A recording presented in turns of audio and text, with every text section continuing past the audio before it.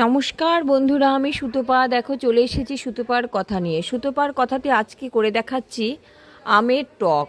আমগুলোকে আমি এরকম করে কেটে নিয়েছি, দেখো।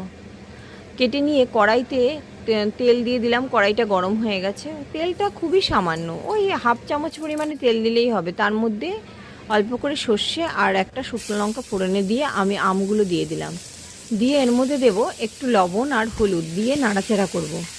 এই টকটা কিন্তু খেতে অতিরিক্ত টেস্টি হয়।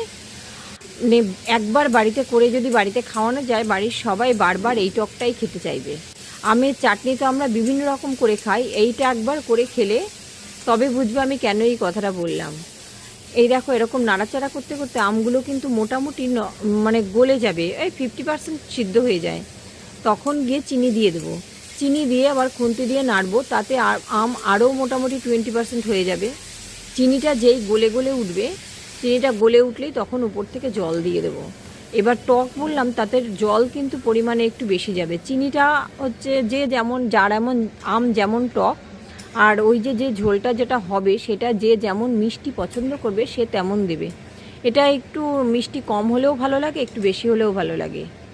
এইবার এই যে দিয়ে জলটা দেওয়ার পরে ভালো করে ফুটতে হবে। ফুটলে দেখবে এই যে আম যে গলে গলে এসছে, সে আমের যে কাইটা বেরিয়ে ঝোলের সাথে মিশে যাবে। পুরোটা হবে না কিন্তু, ওই যে বললাম 50 থেকে 60% হবে। এবার এই যে যে ফুটছে, সেই ফাঁকে তোমরা প্লিজ চ্যানেলটাকে সাবস্ক্রাইব করে ভিডিওটাকে একটা লাইক দিয়ে দিও। সাবস্ক্রাইব করে আমার সঙ্গে থাকার কথা কিন্তু ভুলো না। এই দেখো, এটা মোটামুটি হয়ে এসছে। এই যে কেমন আমগুলো কেমন হয়েছে দেখো। আমগুলো কিন্তু পুরো 60% সিদ্ধ হয়ে গেছে। 60% কি, গলে গেছে। 60% সিদ্ধ না, সিদ্ধ তো অনেক আগেই হয়ে গেছে। এবার চামচ দিয়ে নাড়বো। নাড়তে নাড়তে সাইড থেকে আমের কাই কিছুটা বেরিয়ে বেরিয়ে ঝোলের সাথে মিশে যাবে। এই দেখো, এবার এই অবস্থায় এটা হয়ে গেছে। এই ঝোলটাই হচ্ছে টেস্টি। এই ঝোলটা কাউকে যদি একবার খাওয়াও, সে বারবার আমের চাটনি আর চাইবে না, এই টকটাই চাইবে।